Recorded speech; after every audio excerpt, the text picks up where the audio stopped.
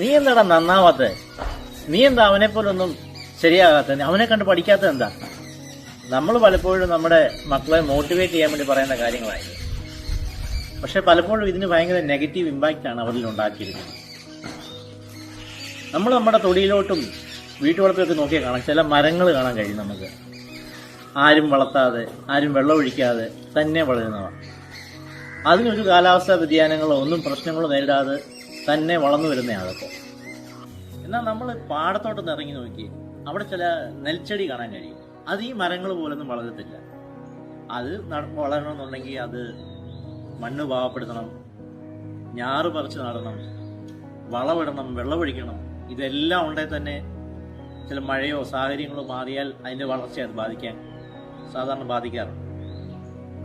ഞാനീ പറഞ്ഞു വരുന്നത് കൃഷിയെ പറ്റിയൊന്നുമല്ല, മനുഷ്യരെ പറ്റിയാണ്. ചില മനുഷ്യരെ നമ്മൾ കണ്ടിട്ടില്ലേ, എല്ലാ പ്രതിസന്ധികളെയും ഒറ്റയ്ക്ക് നേരിട്ട് വിജയിച്ചവരെ. എല്ലാ തടസ്സങ്ങളെ അവർ ചവിട്ടുപടിയായിട്ട് ഉപയോഗിക്കുന്ന ആൾക്കാരാണ്. പക്ഷെ എല്ലാ മനുഷ്യരും അങ്ങനെയല്ല. ചിലര് നല്ല പ്രോത്സാഹനമില്ലാതെ മുരടിച്ച് വളർച്ചയില്ലാതെ തകർന്നു പോയ എത്രയോ ആൾക്കാരെ നമുക്കറിയാം. ചില മനുഷ്യരും നെൽച്ചെടികൾ പോലെയാണ്.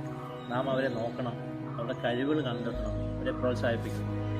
പലപ്പോഴും തരം താഴ്ത്തലും പരിഹാസവും ഒക്കെ അവരുടെ വളർച്ചയെ ഒരുപാട് പിന്നോട്ട് നയിക്കാൻ സാധ്യതയുണ്ട്. കളകൾ നെല്ലിന്റെ വളർച്ചയെ എങ്ങനെ തടയുന്നു, അതുപോലെ പലപ്പോഴും നമ്മുടെ വാക്കുകൾ മറ്റുള്ളവരുടെ വളർച്ചയെ ബാധിക്കുന്നു. മനസ്സിലാക്കുക, ഓരോ മനുഷ്യനും വ്യത്യസ്തരാണ്. അവർക്ക് വ്യത്യസ്തമായ കഴിവുകളും നാം അതത് സമയത്ത് കണ്ടെത്തി അവരെ പ്രോത്സാഹിപ്പിക്കുമെങ്കിൽ മാത്രമേ അവർ അവനവന് തന്നെയും സമൂഹത്തിനും മുതൽക്കൂട്ടാകുന്ന ഒരു പൗരനായി വളർന്നു വരും.